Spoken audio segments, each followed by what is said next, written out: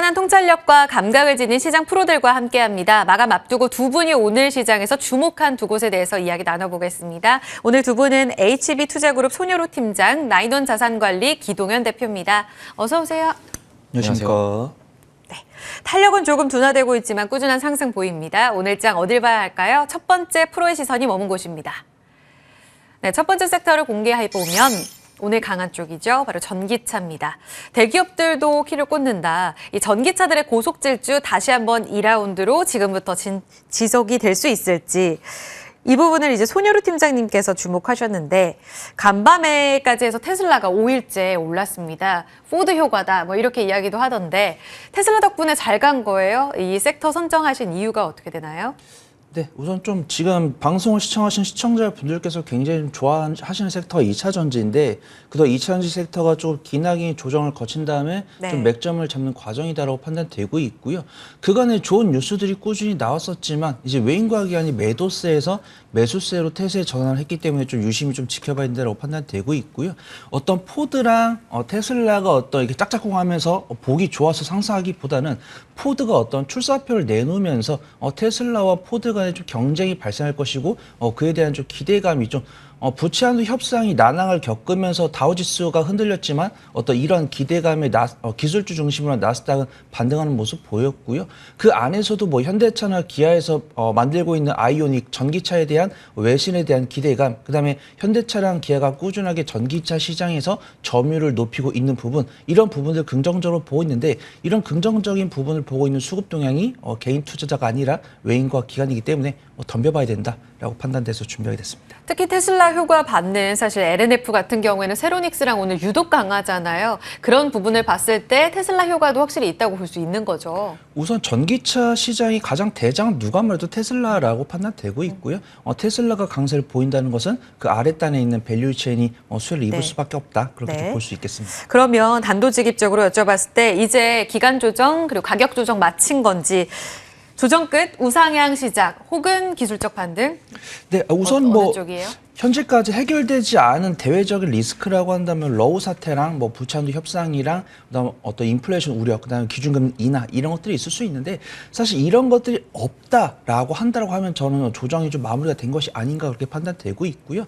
어떤 투자라는 것은 당연히 좀 대응의 영역이다라고 판단할 수 있고 어떤 2차 전지 관련 종목들이 고점 대비해서 20~30% 좀 조정을 반영했고 LNF를 보다도 최근에 이제 저번 주 금요일이랑 오늘까지 외인과 기관이 강한 순매수가 들어왔기 때문에 저는 좀 조정에 막바지다라고 판단되고 있고요. 제가 앞서 언급해드린 리스크가 확산되냐 완전히 사라지냐에 따라서 어떤 목표가를 수정해 가면서 끌고 가시면 좋을 것 같습니다. 조정 마무리 국면이다. 매크로 변수가 일단은 확인이 다 돼야 합니다. 이런 변수들을 다 이겨내면 이제 앞으로 이들 다시 달릴 수 있다라는 측면에서도 해석이 될 것 같아요. 추가적인 질문 잠시 후에 가고요. 기동현 대표님, 이 전기차 충전이 오늘 밸류체인 안에서 유독 또 주목을 받는 이유 중에 하나가 우리 내부적으로 이슈가 있지 않습니까? 대기업들이 다 진출하면서 점유율 끌고 가겠다. 휴맥스 홀딩스가 지금 상한가는 풀렸는데 15%가량 급등세 이어지고 있습니다. 사실상 전기차가 더 가려면 인프라 확충이 과제였었잖아요. 그렇죠. 이쪽 밸류체인의 힘은 어느 정도까지 끌고 갈 수 있을까요? 우선 전기차 충전 시장의 어떤 규모부터 어떻게 성장하는지 보면 앞으로 전기차 그리고 수소차라는 어떤 전동화 추세 전환에 따라서 성장성은 상당히 높을 것이다라고 생각을 하고 있어요. 독일의 컨설팅 기관 롤랜드버거에 따르면 글로벌 전기차 충전 시장 규모가 올해 약 72조 원이고요. 2030년도까지 427조 원이라고 합니다. 그래서 6배 정도 급성장을 전망을 하고 있습니다. 여기에 따라서 뭐 SK라든지 GS, 뭐 LG 그룹들이 뭐 너도 나도 전기차 충전소 시장에 조금씩 뛰어들고 있는데 그 중에서도 좀 저는 개인적으로 가장 적극적으로 충전소 사업을 하고 있는 곳은 LG전자인 것 같아요. 최근에 충전소 기업들을 좀 인수하기도 했었고 적극적으로 주변의 인프라들을 활용해가지고 좀 시너지를 내는 모습들을 보이고 있는 것 같습니다. 그 외에 뭐 SK라든지 GS GS 같은 경우 보면 전국에 이미 주유소 인프라들을 이미 가지고 있기 그러니까요. 때문에 유리할 것 사실상 같은데. 그렇죠. 되게 편하게 주유소 시장에서 충전소 시장으로 전환을 조금 편하게 할 수 있을 것 같아요. 그래서 여기에 좀 뒤처지지 않기 위해서 LG전자가 조금 더 GS랑 좀 협업을 하면서 적극적으로 좀 모양새를 만들어가고 있지 않나라고 생각을 하고 있습니다. 대기업들은 보면 사실상 전기차 시장, 전기차 충전소 시장으로 진입하기가 상당히 환경들이 우호적으로 마련이 되어 있는데 이제 그런 부분들을 따라가는 이제 중소형 단의 기업들이 대표적으로 이제 휴맥스 그 안에서도 자회사인 휴맥스 모빌리티 될 수가 있을 것 같아요. 지금 IPO 시장 아직도 혹한기임에도 불구하고 그 휴맥스 모빌리티는 기업 공개를 준비를 하고 있죠.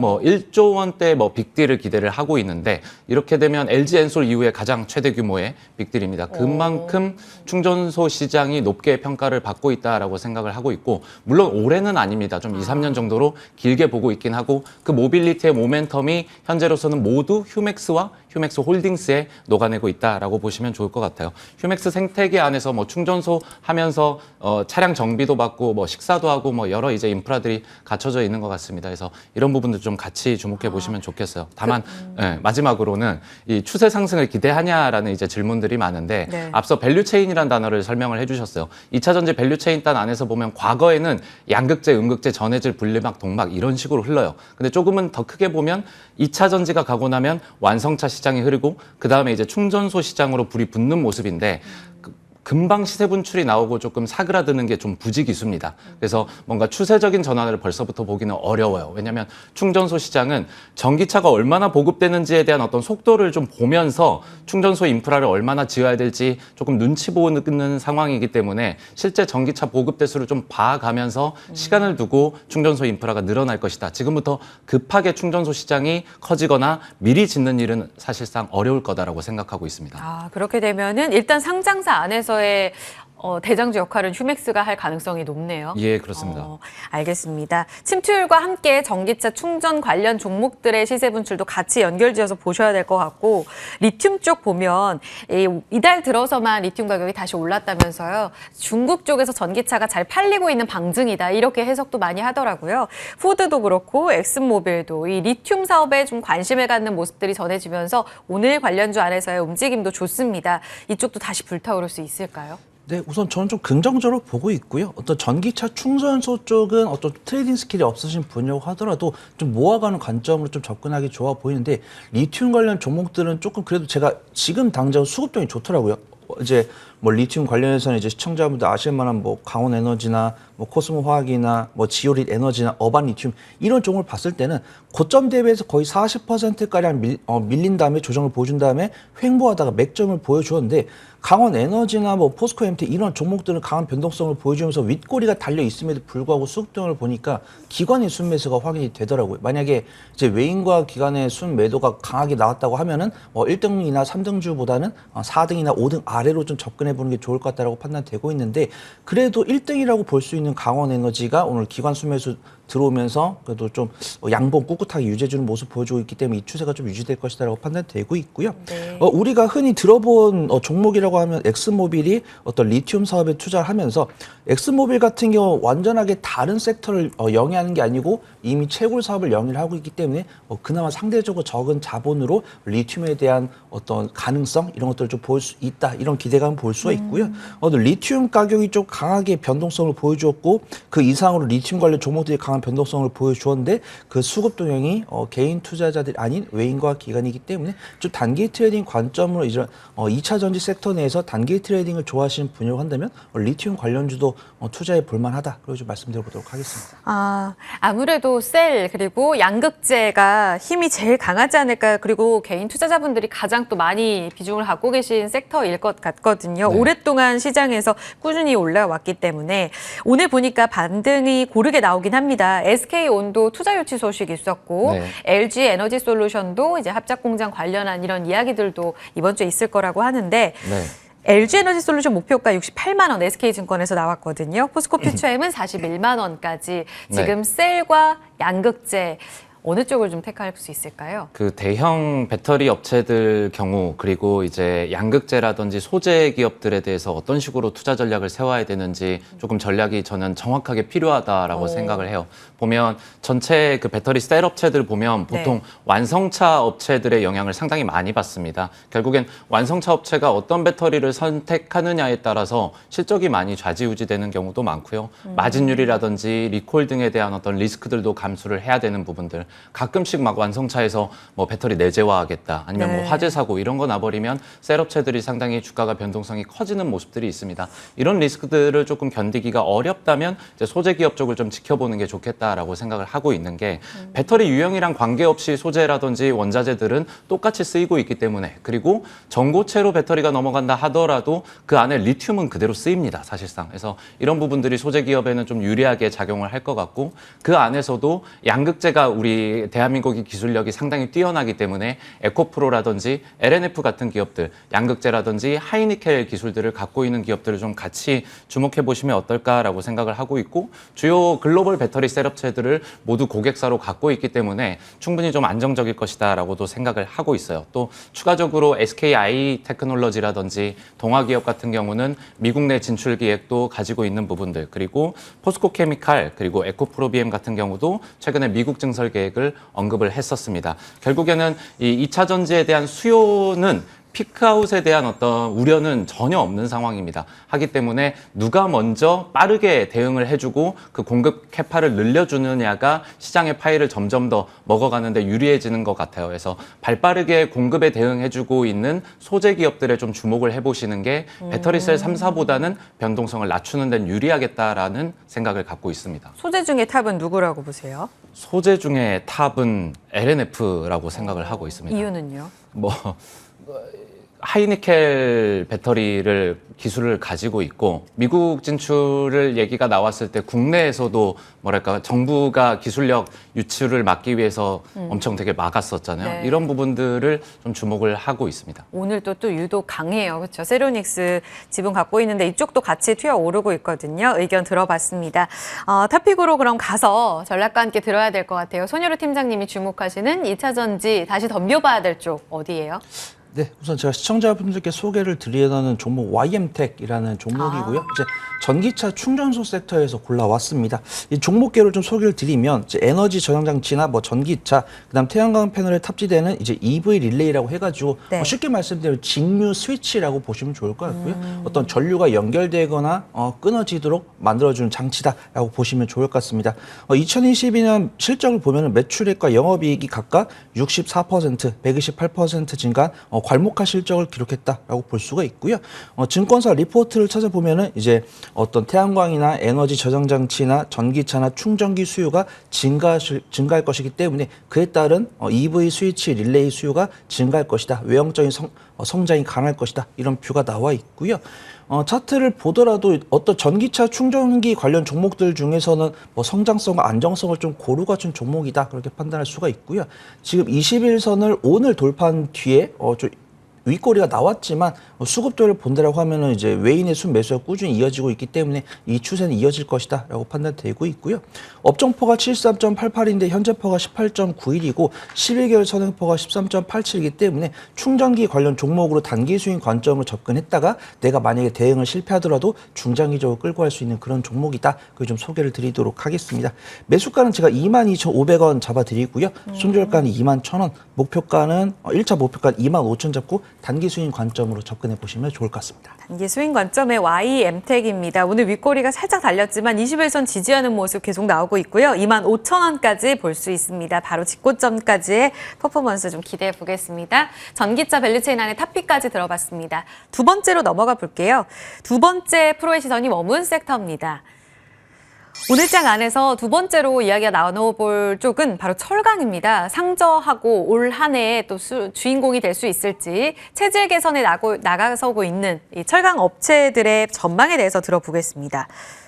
이번 주 들어서 특히나 경기 민감주들이 다시 또 힘을 내는 이런 모습들을 보여줬잖아요. 네. 기 대표님이 보신 철강, 화학도 오늘 좀 괜찮던데 네. 오늘 보니까 2차 전지와 관련된 철강주들이 유독 강해왔길래 네. 여기에 투자 아이디어를 보시나 라는 생각도 했었어요. 일단 네. 이쪽 보신 이유부터 들어볼게요. 우선 중국의 리오프닝과 좀 관련을 해서 말씀을 드리면 중국 철광협회가 적극적으로 이제 재고 소진을 해야 되기 때문에 감산을 적극적으로 요청을 하고 있어서 공급이 조금 타이트해지면서 국내 철강 업체들이 좀 수혜를 볼 수 있겠다라고 생각을 하고 있고 대표적으로 성수기인 2분기가 다가오고 있습니다. 그래서 이런 부분들을 좀 기대를 하고 있고요. 추가로 이제 철강 시황이 악화될 것이다라는 가능성이 증권사에서는 거의 좀 제한적일 것이다라는 레포트들도 많이 발견이 되고 있고 이번에 철강업계와 조선업계가 후판 가격 인상에서 소폭 좀 인상하는 정도로 마무리가 됐기 때문에 철강업체에는 이 부분들까지 수익성을 개선하는 데 좀 도움이 되지 않을까 해서 픽해봤습니다. 네, 가장 업데이트된 최신 뉴스부터 여쭤보면 후판 가격 인상 이야기 해주셨는데 네. 원래 3, 4월이면 마무리가 됐어야 하는데 굉장히 힘겨루기가 있었나 봐요. 네. 이렇게 길게 좀 진행이 됐는데 결국 양쪽 다 요구를 들어주지는 못했다. 이런 뉴스가 나오면서 정확하게 어느 정도였는지는 제가 아직 확인을 못했어요. 네. 어제 조선주 이야기하면서도 여기에는 손익이 크게 영향을 받지는 않을 거다. 조선업계 네. 쪽에 영향을 이렇게 들어봤는데 네. 철강 쪽의 손익 영향은 어떨까요? 우선 작년도 기준으로 해가지고 한 3, 4분기 때 후판 가격이 제 기억으로는 90만 원 선이었거든요. 네. 근데 이번에 새로 뉴스가 나왔을 때 소폭 인상되었고 뭐 누구는 100만 원대다, 누구는 110만 원대다. 정확한 가격은 사실 공개가 되지는 않았어요. 뭐 정확히 알기가 또 어렵기도 한 게 보통 신조선가 나오게 되면 성가가 잘 공개를 안 하거든요. 네. 조선업체들이. 보통 얼마의 수주를 했는지 공개를 잘 안 하기 때문에 후판 가격 인상에서도 얼마가 인상됐는지 좀 정확히 공개가 좀 꺼려지는 상황인 것 같아요. 다만 확실한 것은 제가 생각하기엔 두 업계 다 절대 손해보지 않는 협의를 했다라고 생각을 해요. 이제는 더 이상 물러날 곳이 없거든요. 조선업도 계속 엉덩이가 무거웠었고 수주는 견조하게 많아지지만 숫자로 안 나왔기 때문에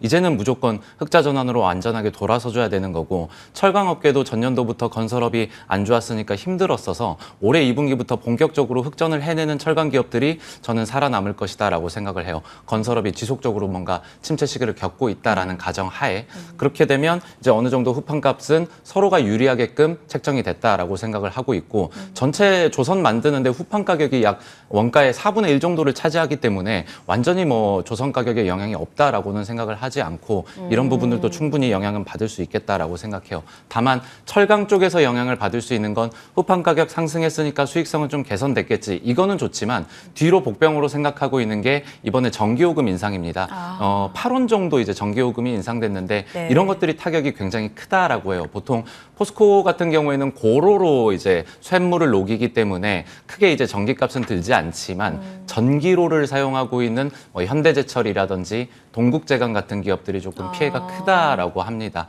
뭐 이번 1분기에만 하더라도 약 7천억 정도를 전기료로 썼다라고 하는데 한 1년 동안 한 2조를 현대제철이 전기료 정도로 쓰는 상황입니다. 그래서 네. 이런 부분들은 지금 현대제철이라든지 동국제강이 내부적으로는 뭐 우선 원가 절감으로 대응하겠다. 이런 부분들은 뭐 전기료가 많이 사용되는 시간대는 좀 피해가지고 뭐 누진세를 절감한다든지 뭐 이 정도 미미한 수준입니다. 그래서 얼마나 좀 파급력이 있을지는 좀 미지수고요. 외부 요인을 보자면 저는 중국의 철강 업체들이 계속 감산을 하고 있고 지속적으로 재고를 떨고 있기 때문에 오히려 이런 부분들이 좀 국내 철강 업계들의 좀 수혜가 되지 않을까라고 생각을 하고 있습니다. 네, 후판 가격 인상은 긍정적으로 볼 수 있을 거고 여기에다가 전기료 인상 관련해서는 비용 관리를 어느 정도나 해서 실적으로 보여줄지는 미지수라 좀 체크 필요하다. 다만 업계 전체적으로 공급 축소에 대한 움직임은 나타나고 있다.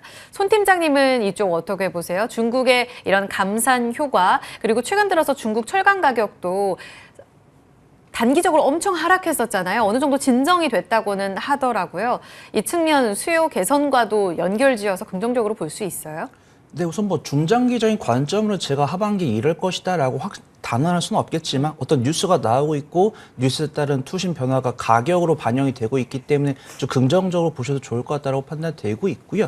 일단 뉴스를 보신 분들 아시겠지만 중국에서는 이제 4월 소매 판매 등 이런 경제 지표들이 좀 예상치를 하회하면서 경기 부양에 대한 기대감이 나오고 있고요. 그다음에 저번 주 이제 18일에 나온 뉴스인데 이제 앵커님 말씀하신 대로 중국 최대 제철 도시로 불리우는 당산시에서 이제 감산을 추진했기 때문에 국내 관련 철강 기업들이 좀 단기적 움직임을 보여준 적이 있습니다. 그래서 일단 경기 침체는 우려로 어떤 공급을 좀 조절하면서 철강 가격 안정화시켰고 그다음에 올해 하반기에 그래도 좀 기준금리 인상에 대한 우려가 조금씩 나오긴 하지만 그래도 동결이나 인하까지도 좀 예상한 투자분의 투심이 있다 보니까 어떤 안전자산에 대한 투심이 조금 위험자산 넘어가면서 철강성 가격도 인상이 됐었고 앞에서 말씀드린 이야기로 인해서 철강 관련 종목들이 좀 안정적인 실적이 나올 것이다 전망이 되고 있고요.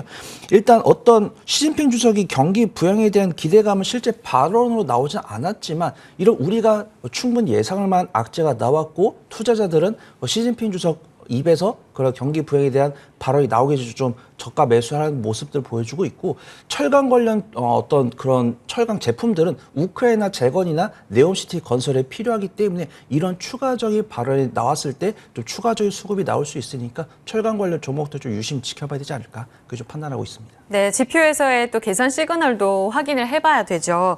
그러면 개별적으로 좀 접근을 해봤을 때 철강주들 포스코홀딩스를 포함해서 신사업 동력 있는 쪽은 워낙 또 1분기에 퍼포먼스가 남달랐었잖아요. 네. 바닥권에서 기는 다른 철강 업종 안에 있는 종목들과는 다른 퍼포먼스였었는데 네. 이렇게 신사업 모멘텀이 있는 쪽이 확실히 더 유리할까요? 앞으로는 그럴 것 같아요. 전통의 철강 산업만으로는 포트폴리오가 너무 좁고 앞으로 미래 성장 동력으로 삼기에는 철강은 이제 앞으로 남아있는 리스크들이 상당히 많습니다. 건설업부터 해서 전방 산업들에 대해서 크게 우호적인 분위기는 아니기 때문에 얼만큼 미래 산업이라든지 포트폴리오를 적극적으로 늘려나가느냐 아니면 관련 업에서 시너지를 낼 수 있는 부분들이 중요한 것 같아요. 뭐 1차적으로 현대제철 먼저 보더라도 네. 최근에 핫스탬핑 공법으로 이제 차량 부품을 만들고 있죠. 핫스탬핑 보면 2차 전지, 뭐 전동화 추세에서 가장 중요한 건 사실상 완성차에서는 무게예요. 경량화와 안정성이 가장 중요합니다. 그래서 배터리 무게도 낮춰야 되는 거고 차량 부품도 줄이면서 효율을 내줘야 되는데 그걸 챙길 수 있는 것들이 핫스탬핑이고요. 이미 테슬라 차량에 많이 적용이 되어 있고 국내에서는 관련주로 한다면 뭐 명신산업 정도가 핫스탬핑 기법들을 갖고 있습니다. 현대제철도 이미 체코 쪽에다가 공장을 만들어가지고 핫스탬핑 기법으로 부품을 만들고 있어요. 그래서 경량화라든지 안정성을 좀 챙긴 상태로 조금 신사업 포트폴리오를 늘려나가고 있고 동국제강도 뭐 특수강이라든지 자동차 특수 부품들로 조금 포트폴리오를 늘려나가고 있는 부분들 주목을 해보셨으면 좋겠습니다. 세아제강 같은 경우는 뭐 해결료 운반 및 저장 용기라든지 뭐 친환경 사업들 풍력 터빈이라든지 저기 뭐 태양광 이쪽으로도 사업을 넓히고 나가고 있는 부분들을 보실 수가 있고 대표적으로 좀 대형 제철 기업들이 요새 조금 만지고 있는 것들이 CVC입니다. 기업형 벤처 캐피탈로 보시면 되는데 네. 본인들이 가지고 있는 철강 포트폴리오는 오로는 새로운 사업을 추진하거나 뻗어나가기가 어려우니까 그냥 만들어진 영업이익으로 기업을 사는 겁니다. 그래서 이런 모습들은 제가 앞서 소개를 해드렸던 과거에도 소개를 해드렸지만 물산들 상사주들의 모습이랑 비슷해요. 본인들의 본업이랑 시너지를 낼 수 있는 기업들을 차라리 사거나 투자를 해가지고 포트폴리오를 늘려나가는 거죠. 최근에 제철 철강 기업들도 이런 식의 VC 같은 모습으로 투자회사로 좀 변모를 해나가면서 사업 다각화를 해나가고 있는 부분들도 주목을 해보시면 좋겠습니다. 2차전지 밸류체인 안에서 상장사를 선택할 가능성도 있기 때문에 이 부분은 그렇겠죠. 같이 또 연결해서 네. 체크를 해봐야겠네요. 새로운 포인트 주셨습니다. 그러면 본업과 신사업 그 모멘텀이 없으면 좀 힘들 것 같다라는 생각은 들어요. 탑픽을 네. 고르실 때 어느 쪽에 포커스 맞추셔서 보셨을까요? 저는 현대제철을 탑픽으로 가져왔는데요. 현대제철은 앞서 좀 철강에 대한 업황을 얘기해드리면서 네. 좀 실적도 조금 안 나오는 것 같고 네. 전기료 인상 때문에 좀 리스크도 컸다라고 얘기를 하지만 네. 막상 이제 뚜껑을 열어보면 지금 전기료로만 앞서 말씀드렸다시피 1분기에만 7,013억 원을 썼어요. 근데 전년도의 4분기 바로 직전 분기랑은 비교했을 때는 지난해 4분기와 비교했을 때죠. 호실적이 나왔습니다. 영업이익이라든지 당기순이익 모두 흑전을 했어요. 뭔가 재무구조가 괜찮다라는 건데 왜 이렇게 전기요금이 철강을 누르고 있냐라는 것들은 어느 정도 좀 기우일 거라 생각합니다. 그 이유가 최근에 어떤 조선과 그 철강 사이에 어떤 협상이 있었죠. 네. 후판 가격 협상을 하면서 사실 서로 재무 구조가 나아져 있고 업황이 개선되고 있다라고는 얘기할 수가 없습니다. 이 협상 안에서는 서로가 앓는 소리를 좀 해주고 네. 우리는 전기값이 오르고 철광석 가격이 올라가지고 철강업체 힘들다. 그러니까 후판 가격을 당연히 올려야 된다라는 논리일 거기 때문에 네. 기사가 어느 정도 이런 식으로 계속 나왔을 거고 조선 쪽도 뭐 수주는 계속 늘어나고 있지만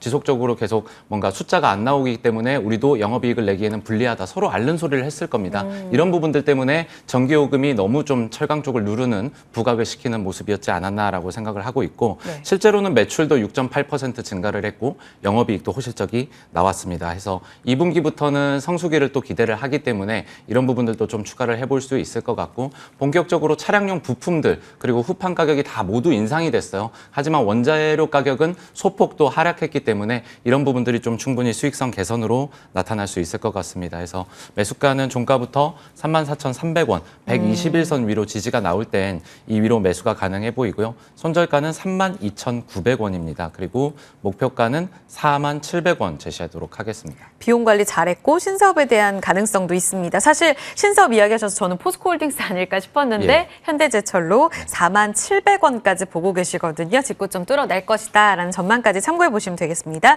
손효로 팀장님 탑픽도 짧게 들어볼게요. 가격 위주로. 네, 우선 기 대표님이 방향성을 잡아주셨으니까 전 또 트레이딩을 진행을 해보도록 하겠습니다. 네. 제가 시청자분들께 소개를 드리려는 종목 금강철강이라는 종목이고요. 철강제 및 전장 부품 제조 판매를 영위를 하고 있고 포스코로부터 원료를 받아서 가공 판매를 하고 있는 판매 대리점 역할을 한다라고 좀 보시면 좋을 것 같습니다. 실적은 분기 실적은 간혹 적자가 나오고 있지만 연간 실적 기준은 흑자를 유지하고 있기 때문에 보유는 큰 문제 없는 종목이다. 그렇게 좀 말씀드리고요. 이 종목이 갖고 있는 강점은 동국제강과 더불어서 건축물 내진 재료의 부분에서 좀 우수한 평가를 받고 있기 때문에 네옴시티나 우크라이나 재건 관련 모멘텀을 좀 얻을 수 있다라는 것을 좀 알 수가 있고요. 일봉 차트를 보더라도 윗꼬리가 달리면서 다시 돌아오긴 하지만 그래도 어떤 모멘텀을 얻으면서 슈팅이 나왔을 때는 강한 변동성을 보여준 특징이 있다라고 좀 말씀을 드리도록 하겠습니다. 지금 수급 또한도 외인이 3개월 연속 순매수 들어오면서 추가적인 모멘텀을 기다리고 있다. 그렇게 보시면 좋을 것 같고요. 매수가는 제가 6,650원 잡고 손절가는 6,300원, 1차 목표가는 7,400원 잡고 단기 수익 관점으로 지켜보시면 좋을 것 같습니다. 네, 금강철강 7,400원까지 보고 계시네요. 두 분의 철강 탑픽 들어봤습니다. 프로의 시선은 여기까지 이야기 나눠볼게요. 손효로 HB투자그룹 팀장, 기동현 나인원 자산관리 대표였습니다. 고맙습니다.